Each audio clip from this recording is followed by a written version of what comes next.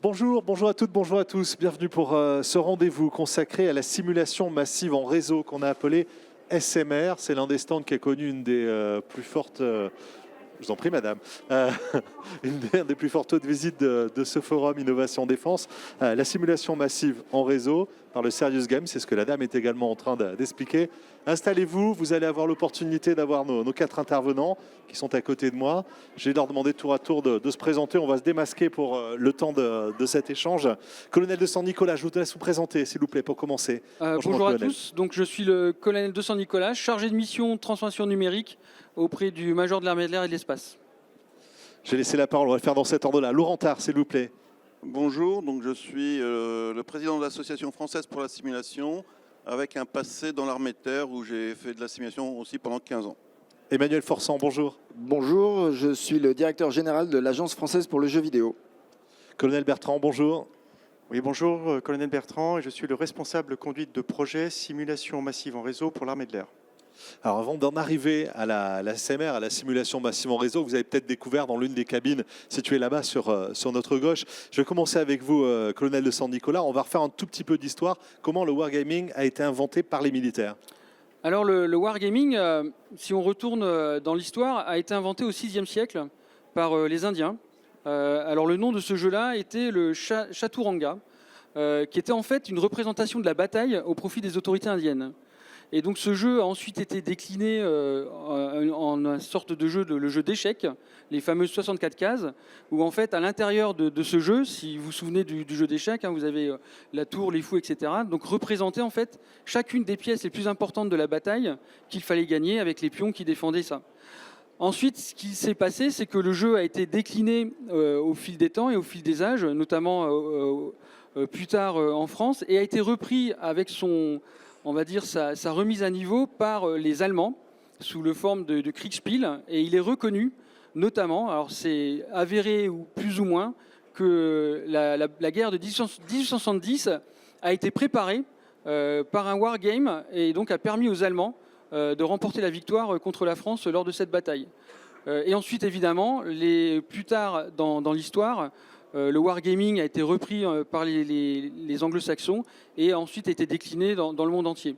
Le parallèle à faire aujourd'hui, en fait, c'est que ces fameuses 64 cases ont toujours évolué dans l'histoire et au bout d'un moment, en fait, limité les mouvements des pièces dans le jeu. Et donc, on est arrivé, pour ceux qui ont fait du wargaming sur plateau, à des cases orthogonales. Et c'est ce qu'on retrouve en fait aujourd'hui dans tous les jeux. Si on prend par exemple League of Legends, le déplacement des joueurs dans le jeu recopie plus ou moins ce que vous pouvez trouver dans le wargame, et donc vous pouvez remonter au VIe siècle, puisque c'est là où sont ses origines.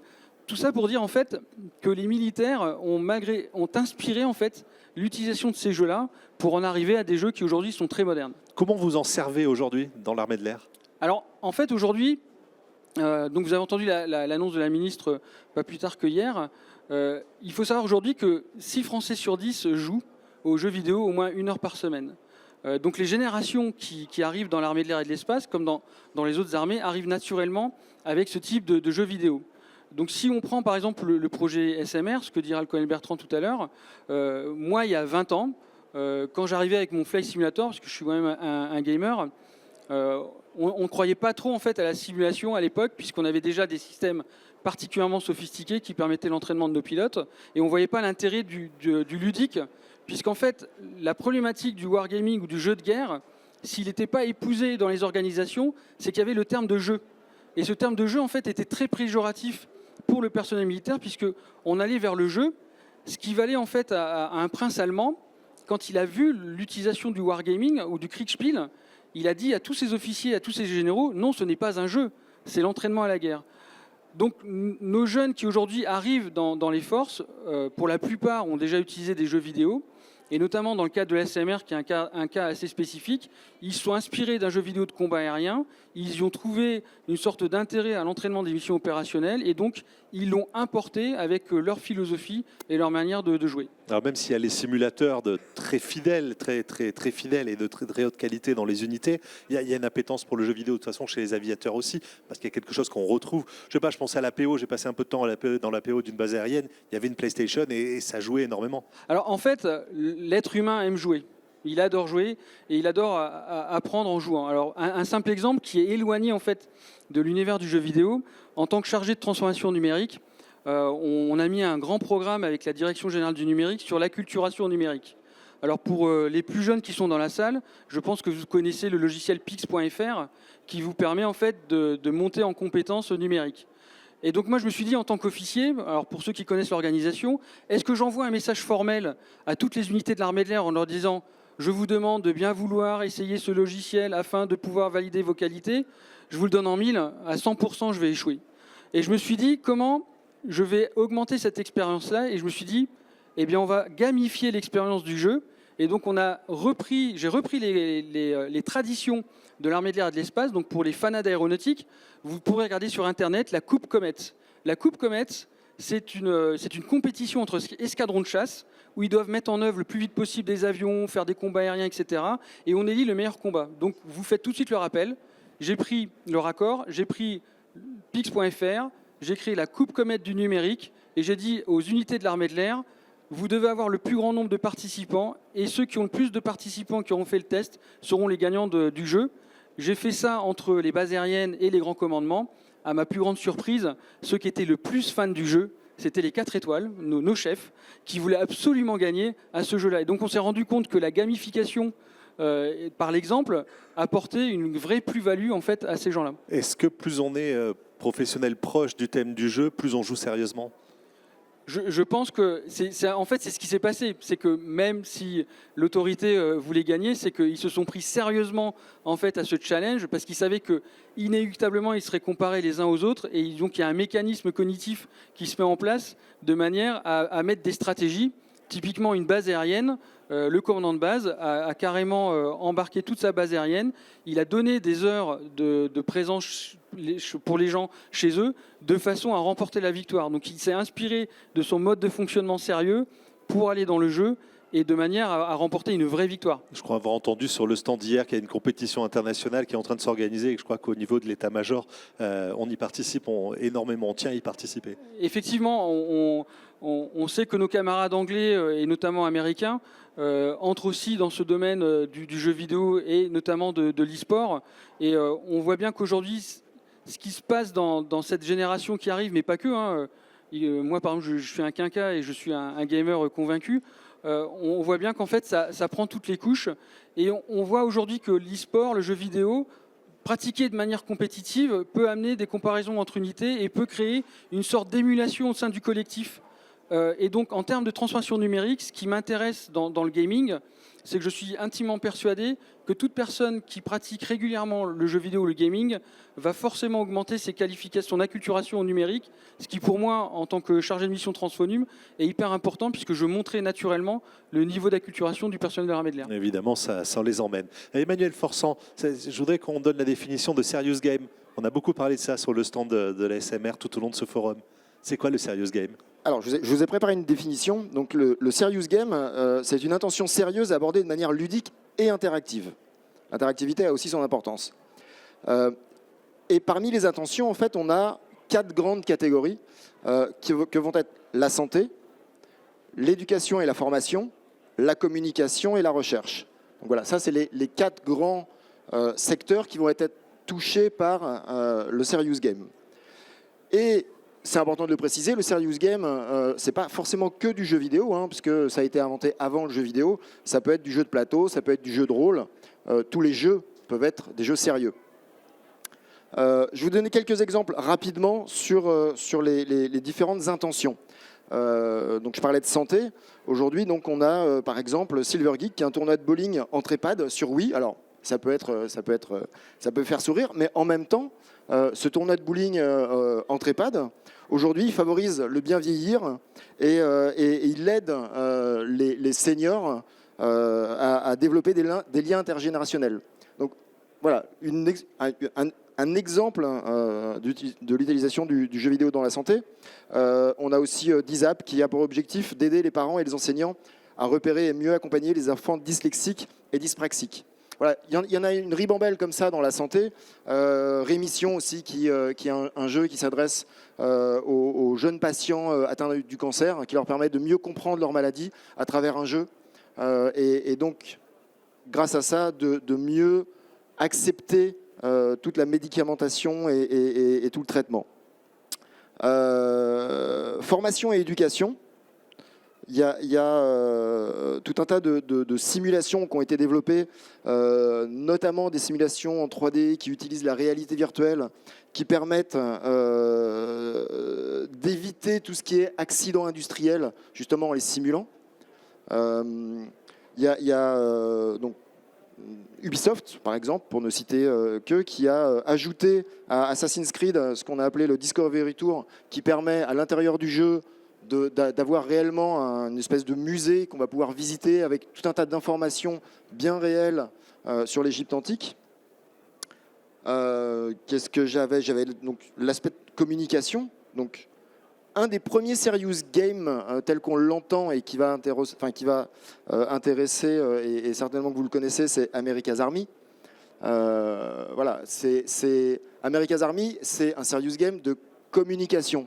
C'est pas pour de la formation, il n'est pas là pour former des militaires, il est là pour aider l'armée américaine à communiquer sur le fait qu'ils recrutent, que c'est cool d'être un militaire, qu'il faut venir s'enrôler dans l'armée américaine. Donc ça, c'est voilà, ce qu'a fait America's Army. C'était en 2002. Pour la petite anecdote, Ubisoft a réalisé les versions PS2 et Xbox à l'époque d'America's Army. Pareil sur la communication, alors après il y en a eu des kyrielles de faits sur l'intérêt de telle ou telle société, l'intérêt de tel ou tel service, etc. etc. Donc des jeux en réalité augmentée qui ont pour objectif de faire venir les clients dans les magasins, etc. etc. Dernier point, c'était la recherche, puisque en fait c'est peut-être un secteur qui est un peu moins connu en termes de serious gaming. Un jeu qui a été développé qui s'appelle Reverse the Odds.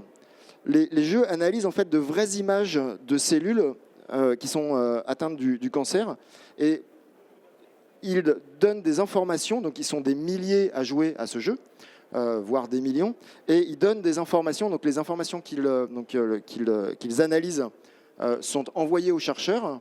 Et ça permet donc, à travers une gamification d'analyse d'images, d'analyse de cellules, d'aider justement les chercheurs à avoir des informations de type massive.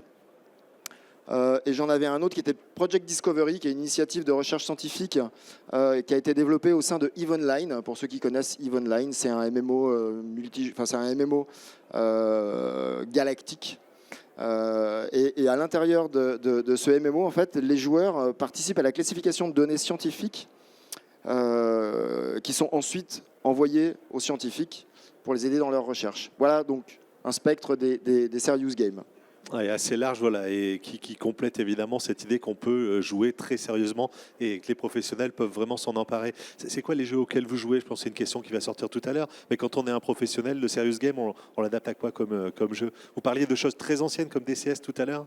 Alors par exemple pour le stand, effectivement, le jeu utilisé aujourd'hui c'est DCS World, puisqu'en fait certaines machines qui sont dans le jeu, notamment le Mirage 2000, est présent. Évidemment, on sera peut-être amené à développer d'autres modèles de vol. Et donc, c'est ce qui correspond aujourd'hui à cette jeunesse qui est entrée dans l'armée de l'air et qui a sûrement appris à piloter un avion avec ce jeu vidéo.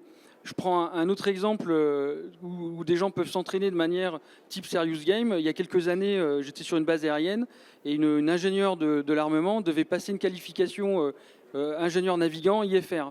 Et un jour, donc, elle est venue me voir, parce que moi, je suis un fanat de Flight Simulator, et elle m'a demandé la machine qu'elle voulait utiliser. Et en fait, elle avait eu l'idée à l'époque, donc on parle des années 2000, d'utiliser le logiciel Flight Simulator pour préparer ses navigations la veille, de façon à ce que le lendemain, quand elle faisait son vol de qualif, elle n'avait pas le stress de la navigation et pouvait se focaliser sur le pilotage de la machine. Et donc, effectivement, au bout de quelques semaines, elle avait réussi son brevet de pilote. Donc, en fait, les gens développent des stratégies en se disant comment je peux m'améliorer derrière et l'utiliser pour la mission. Voilà, préparer sa qualification. L'IFR, c'est vol aux instruments, c'est ça? L'IFR, c'est le vol aux instruments qui a une qualification qui est assez difficile à passer, surtout quand vous devez gérer et votre avion et aussi gérer la partie navigation du plan de vol. On fait un peu de pédagogie aussi pour ceux qui ne sont pas forcément à jour là-dessus. L'annonce de la ministre, je voulais qu'on y revienne parce que vous l'avez dit tout à l'heure, elle a annoncé en fait un lien encore plus fort entre jeux vidéo et armée.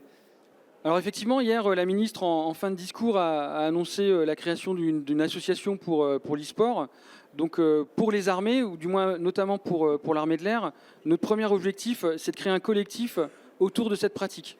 En fait, c'est ce qui se passe déjà dans beaucoup d'autres sports dans les armées. Hein. Si on fait de la course à pied ou du volleyball ou du foot, on a des clubs sportifs et artistiques qui permettent de rassembler un collectif autour de cette pratique et donc de dégager de futurs champions qu'on pourrait aligner éventuellement à des Jeux Olympiques. L'idée concernant cet aspect d'e-sport, c'est de rentrer dans notre temps avec cette génération qui entre dans l'armée de l'air, c'est de leur offrir un environnement pour jouer à n'importe quel type de jeu.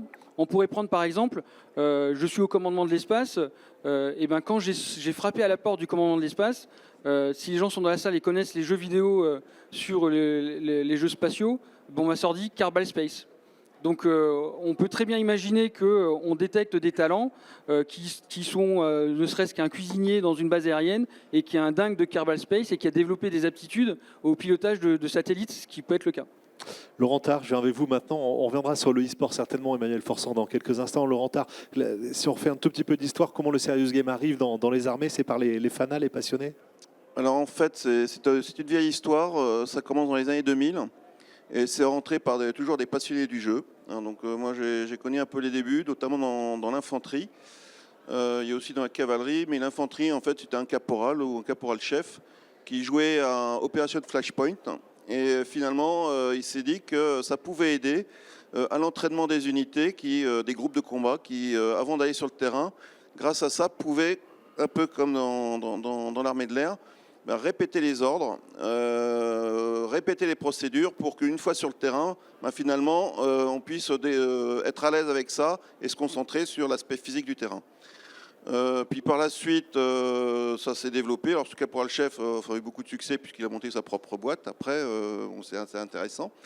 Et surtout, ce qui était assez intéressant à cette époque, c'est que l'enjeu, c'était d'avoir des modèles 3D fidèles à la réalité, ce que l'armée n'était pas capable de faire. En revanche, la communauté du jeu, elle, était très intéressée de fabriquer ces modèles. Et donc, il y a eu un partenariat où l'armée donnait les données, justement les données pour fabriquer ces modèles, et en retour, ils pouvaient avoir ces modèles.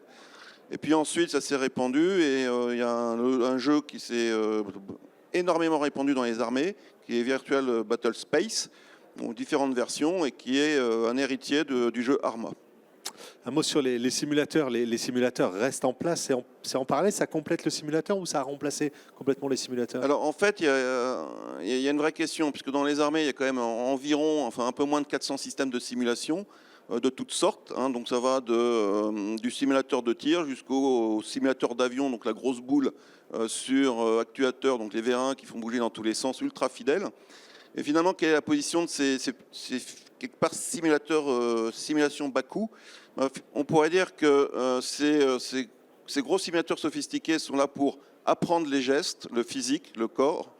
Et ces simulateurs bas coût, finalement, sont là pour apprendre les procédures, donc faire travailler l'esprit.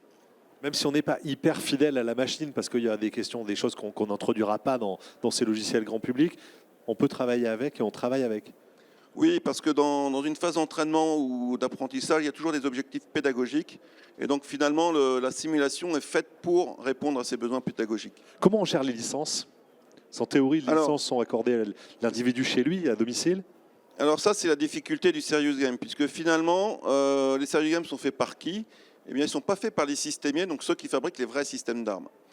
Donc tout l'enjeu, c'est d'arriver à avoir des accords, soit des partenariats, soit par une cession, des données liées à ces systèmes d'armes pour les mettre dans ces simulations issues du monde du jeu.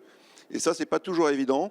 Et si c'est pas possible, il va falloir faire avec, puisqu'on n'a pas le choix, quoi. Donc, c'est un vrai enjeu industriel.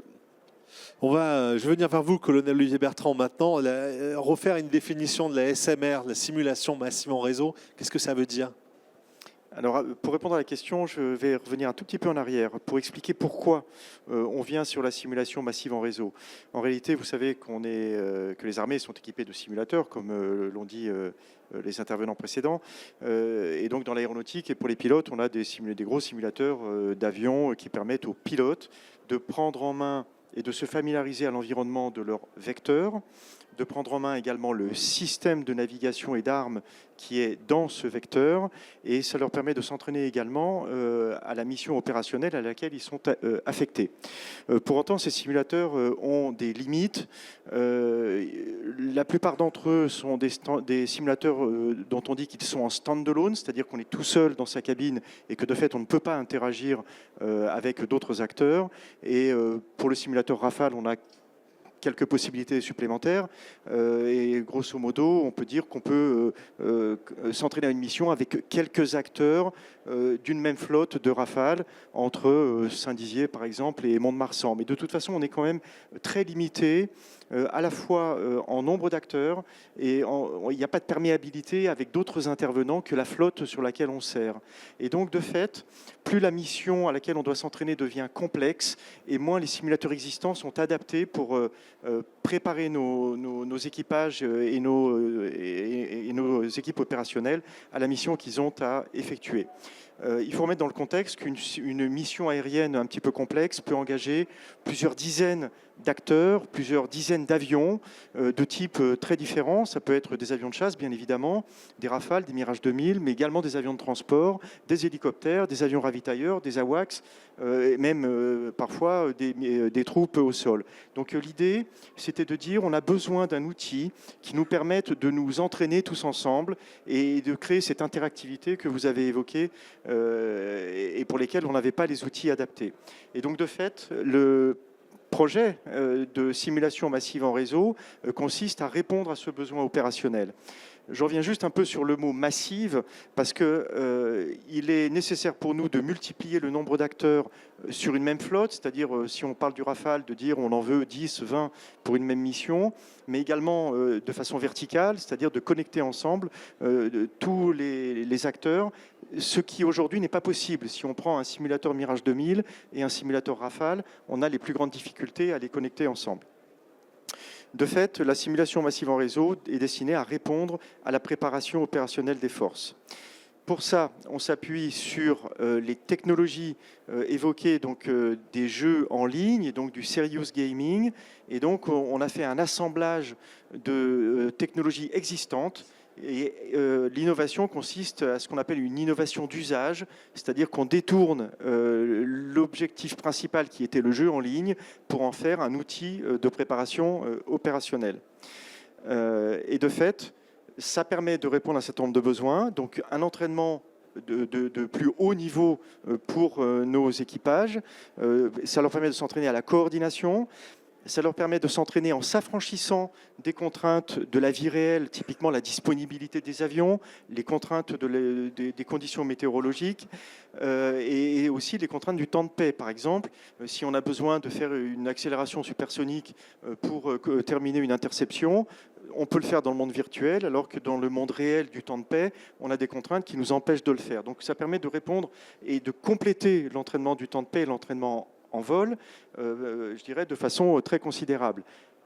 Je tiens à préciser toutefois que ce maillon vient combler un espace entre les simulateurs, je dirais, qui permet de se familiariser et l'activité aérienne, mais en aucun cas ne se substitue à l'un ou à l'autre. C'est vraiment un complément qui ne remet absolument pas en question l'existence des simulateurs existants.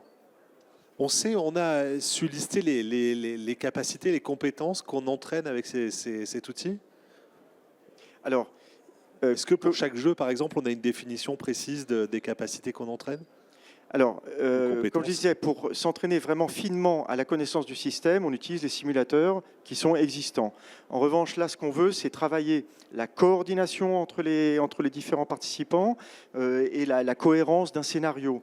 Et de fait, on peut se satisfaire d'ensemble de simulations d'entraîneurs plus simplifié, puisqu'il s'adresse à des gens déjà qualifiés, et donc l'environnement peut être extrêmement simplifié. Ce qu'il faut simplement, c'est que ce soit immersif, hein, donc on utilise beaucoup la réalité virtuelle, et ça permet aux opérateurs, aux pilotes, d'être instantanément immergés dans une scène opérationnelle, au milieu d'autres acteurs avec lesquels ils peuvent échanger des informations, communiquer et mener une mission en commun.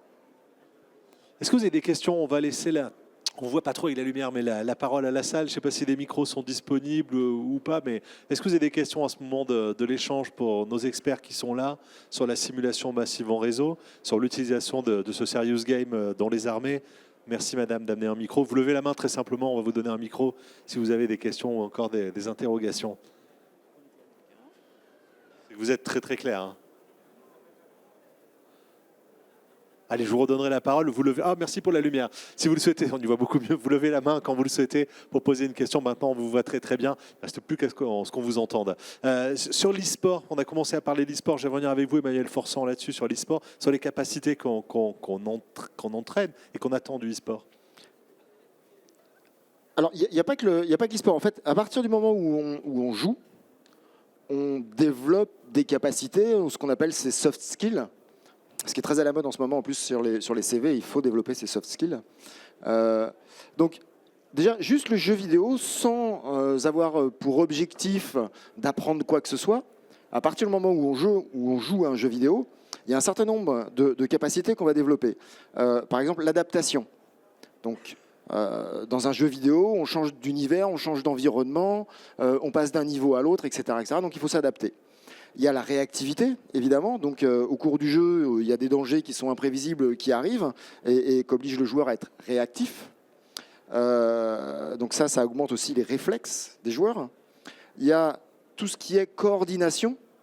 C'est quelque chose d'extrêmement important, mais mine de rien, d'arriver à coordonner son œil, dire ce qu'on voit, sa main, ses doigts.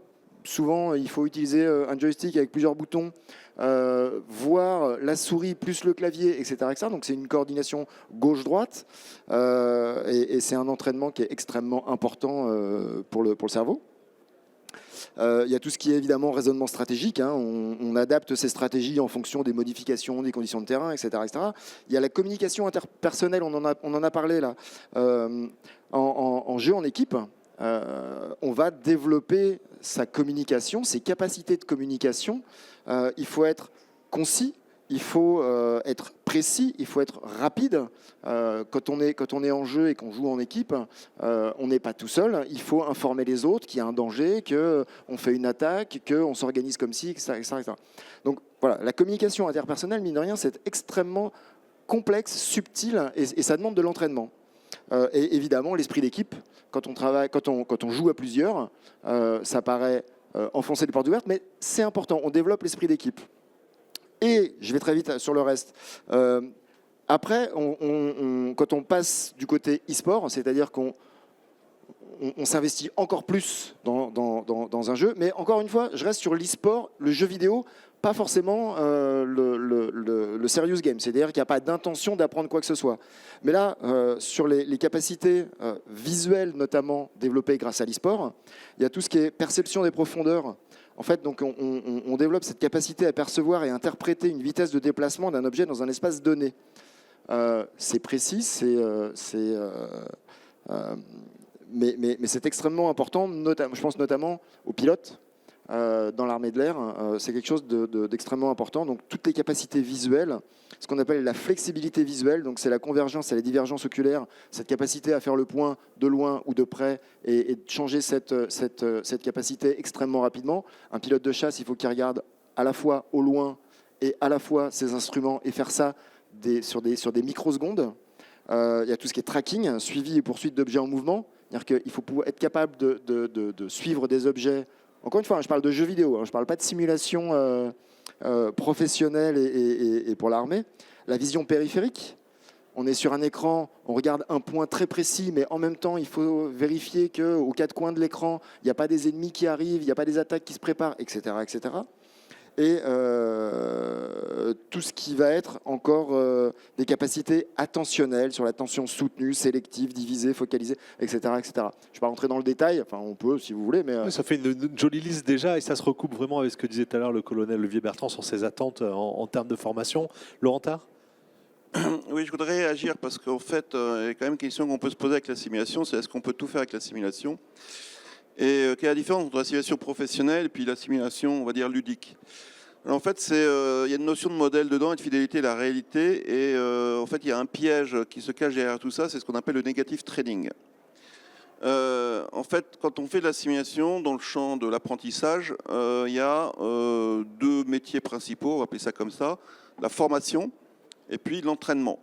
La formation, elle est orientée sur finalement la découverte du système.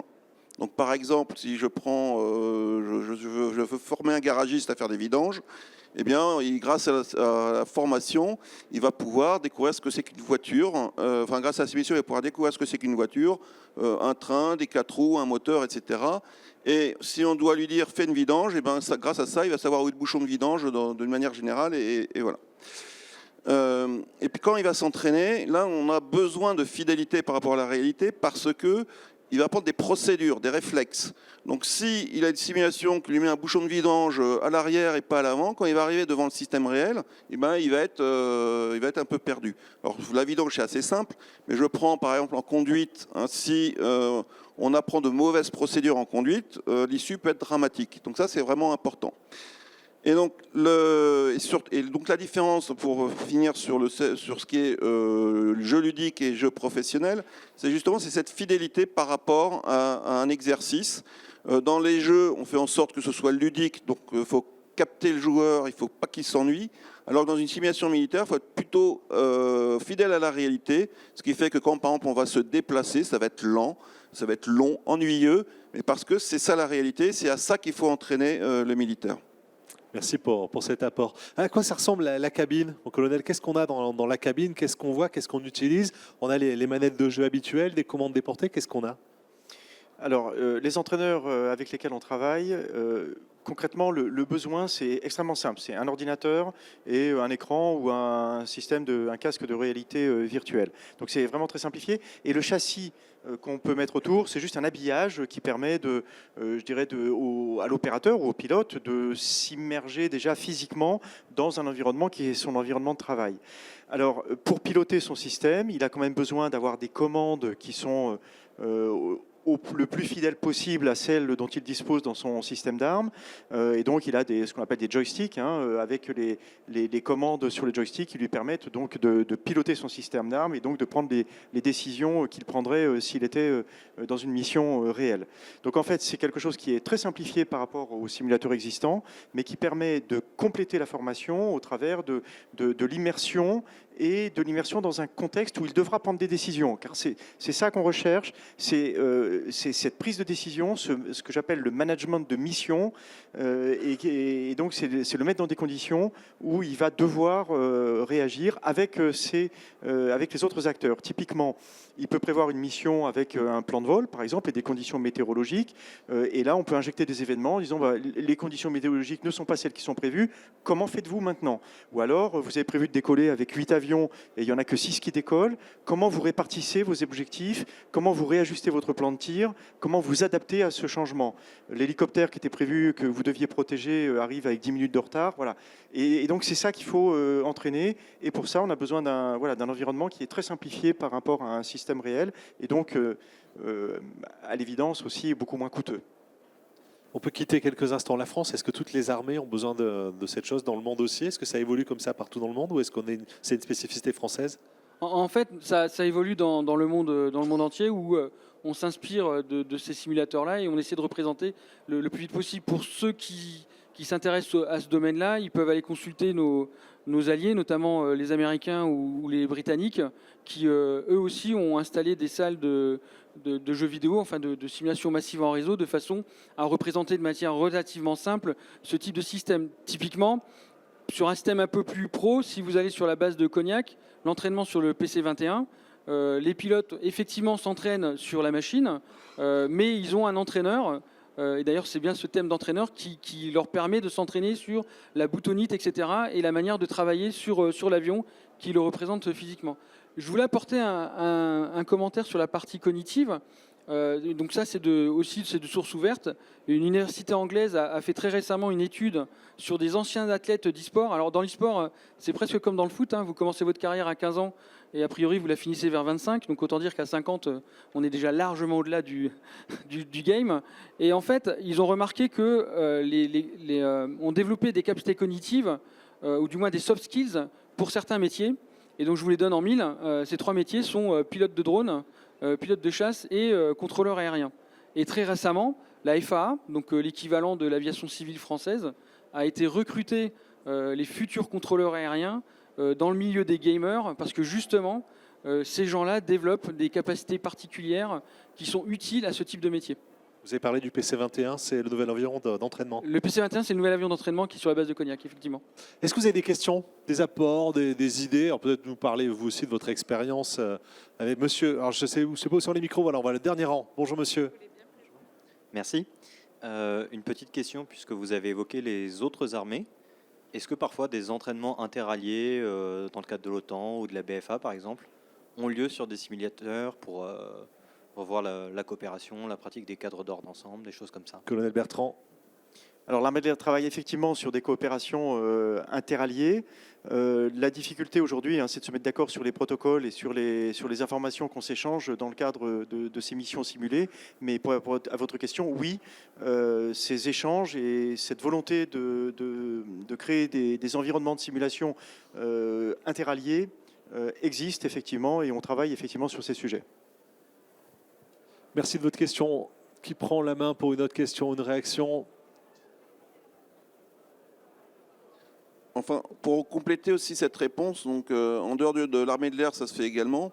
Et je dirais même que la simulation était bien un moyen pratique qui permet cet entraînement interallié.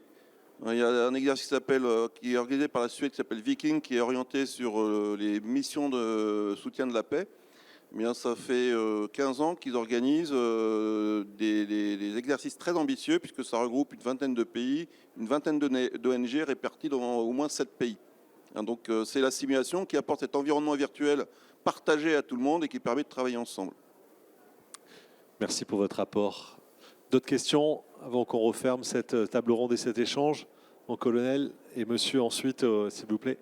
Oui, c'est juste pour compléter ce que vient de dire Laurent Tard, en précisant que l'armée de l'air a mené donc, au début du mois d'octobre, il y a un mois et demi, une mission complexe, une mission combinée, totalement virtuelle, et que les opérateurs étaient répartis sur 8 bases aériennes différentes, donc répartis sur tout le territoire métropolitain, et donc chacun chez lui, dans son unité, sur un entraîneur reflétant son système d'armes, a pu donc se retrouver avec les autres acteurs dans le cadre d'un scénario d'une mission complexe qui avait été préparée et pilotée depuis la base de Mont-de-Marsan.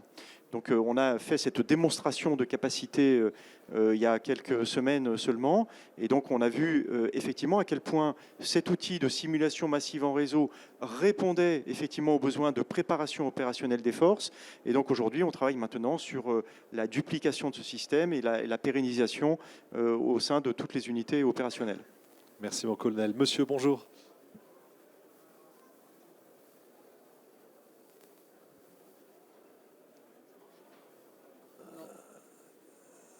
Allez-y, dites-nous, on vous entend, vous n'êtes pas très loin, on vous entendra bien.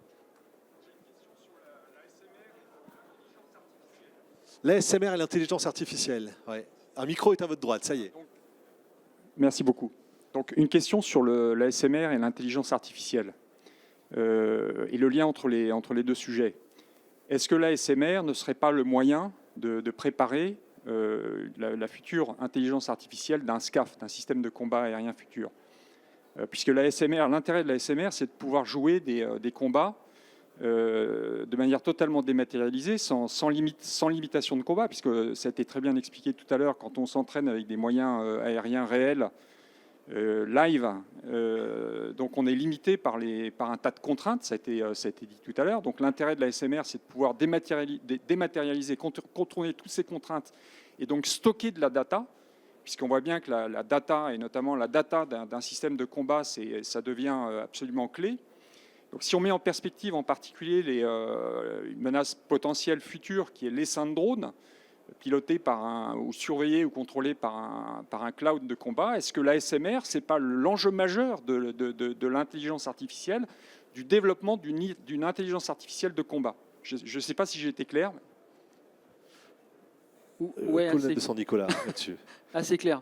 En fait, ce qu'il faut noter, c'est que, comme vous le dites, ce système d'information qu'est le simulateur de combat va collecter de la donnée. Typiquement, on va collecter des signatures de pilotage de ces avions-là et notamment même au pilote près, puisque je pense que chaque pilote a une manière différente de piloter sa machine, et qu'effectivement cette donnée-là, elle est collectée, elle sera collectée, et que les données seront à terme analysées et utilisées pour d'autres usages. Et effectivement, on travaille dans le cadre du combat collaboratif, qui est les prémices ou qui sera inséré dans le système de combat aérien du futur. Donc, est-ce que ça va servir à éduquer une intelligence artificielle plus tard, peut-être pour ce qu'on appelle le Loyal Wingman, c'est-à-dire le drone ou l'avion autonome qui sera à côté? Peut-être. Aujourd'hui, ce n'est pas le cas. Sur la SMR, c'est d'abord l'entraînement des pilotes, mais effectivement, à terme, il est possible, il est probable de collecter ces données afin de faire d'autres usages. D'autres questions? Il nous reste le temps d'une ou deux questions avant de refermer cette table ronde. Madame, s'il vous plaît, dans la rangée centrale, voilà, un micro arrive pour vous. Bonjour madame. Bonjour, je voudrais savoir quelle est la place des casques de réalité virtuelle dans tout ça. En fait, c'est ce que venait de dire le colonel Bertrand, c'est que si vous allez sur le stand là-bas, vous avez des casques de réalité virtuelle qui sont déjà en place. Dans les autres entraîneurs pour les avions de chasse, ce sont aussi des casques de réalité virtuelle. Donc il y a tout un écosystème qui est en train de se mettre en place. Il faut savoir aussi que la réalité virtuelle, on l'utilise aussi pour l'enseignement de nos sous-officiers, par exemple, à Rochefort. Typiquement, pour enseigner à un sous-officier à parquer un avion, ce qu'on appelle du marshalling, on ne va pas déplacer un Rafale sur la base de Rochefort. Donc on les équipe d'un système de réalité virtuelle et ils vont apprendre en fait à parquer un avion de manière complètement virtuelle. Après, il ne faut rien s'interdire. On parle de casque de réalité virtuelle, mais si vous allez sur YouTube, il y a une super vidéo où c'est de la réalité mixte. C'est-à-dire que la personne, elle met son casque, elle a un cockpit quasi réel et elle voit en réalité virtuelle ce qui se passe à l'extérieur. Donc c'est complètement intégré dedans. Le challenge qu'il y aura plus tard, et je pense que Laurent Tard ne me démentira pas, c'est de mettre en place des standards pour que tous ces systèmes soient interopérables de manière à créer un vrai cyberespace ou entre guillemets métavers, puisque c'est le terme qui est consacré aujourd'hui, de façon à ce que nous nous entraînions tous, quelle que soit l'armée ou le pays, dans le même type d'univers. Colonel Bertrand. Oui, si je peux compléter la réponse du colonel de Saint-Nicolas, l'intérêt des casques de réalité virtuelle, je vais le résumer en un seul mot, immersivité. C'est-à-dire que dès lors que vous mettez le dispositif sur les yeux, vous êtes dans la scène. Et ça, c'est fondamental parce que ça permet, indépendamment de l'environnement physique qui vous entoure, vous êtes détaché, extrait de cet environnement physique et vous êtes dans la scène. Et de fait, vous pouvez effectivement conduire votre entraînement, votre préparation opérationnelle dans les meilleures conditions. Parce que vous êtes avec vous, les autres acteurs qui sont à 500 km, mais vous êtes avec eux, dans la scène. Et immergé. Donc, immersivité. Une dernière question. Il nous reste 2 minutes 30. Monsieur, on va venir vers le premier rang, s'il vous plaît, vers la caméra. Bonjour, monsieur. Non, on va changer de micro. Regardez, hop, voilà, il est à votre gauche. Bonjour. Oui, vous avez parlé d'un recrutement dans le jeu vidéo, notamment sur le domaine de l'aviation. Ce recrutement, il est fait à partir de quel genre de jeux vidéo, comme par exemple Condor ou Flight Simulator? Alors aujourd'hui, on n'en est pas à utiliser le jeu pour l'entraînement. Et d'ailleurs, c'est l'objet de la création, le recrutement, c'est l'objet de la création de l'association LNX. Il y a deux aspects. Il y a un aspect entrer dans le monde de l'e-sport, ou de moins avoir un hub qui nous permette d'entrer dans ce monde-là. Mais encore une fois, on va d'abord se consacrer à construire notre collectif au sein des armées avant d'être légitime dans ce domaine qui est quand même très très sélectif. Ensuite, l'autre objet de cette association, les membres sont là, c'est de voir les outils qui nous permettraient éventuellement de faire du recrutement. Mais aujourd'hui, ce n'est pas en place. Néanmoins, si vous êtes sur fan de simulation d'aviation, DCS World ou Microsoft Flight Simulator, aujourd'hui, il y a un top pilote qui est organisé par une société, c'est un challenge de pilotage. Donc il y a eu un pilotage de précision pour la partie aviation civile. L'année prochaine, ce sera la partie combat aérien. On peut bien imaginer que les données qui remontent dans le cadre de ce jeu-là, alors ce n'est pas utilisé par l'armée de l'air, parce que nous, on a juste mis ça en publicité parce qu'on s'est un petit peu associé à ça, mais on peut très bien imaginer dans un futur plus ou moins proche ou lointain qu'on puisse recruter par ce biais-là. Néanmoins, quand vous passerez vos tests de sélection pour entrer dans l'armée de l'air, je peux vous garantir qu'on vous mettra sur un entraîneur avant de vous donner un véritable manche. Merci à tous et tous de vos questions. Merci beaucoup de vos apports à tous les quatre dans ce rendez-vous. Je pense qu'on peut aller passer un peu de temps maintenant sur le stand de la SMR. On peut découvrir en réalité ce que tout à l'heure Colonel Bertrand vous avait expliqué, ces écrans, ces outils qui sont utilisés. Il y a deux ou trois exemplaires qui sont posés là sur le stand. Il y a pas mal d'informations aussi sur défensegouv.fr, le site internet des armées sur lequel vous retrouvez des infos sur la SMR. Merci beaucoup de votre participation. On se retrouve dans quelques instants pour la suite sur le stand et merci à tous et toutes de vos questions cet après-midi et de votre visite sur le forum Innovation Défense.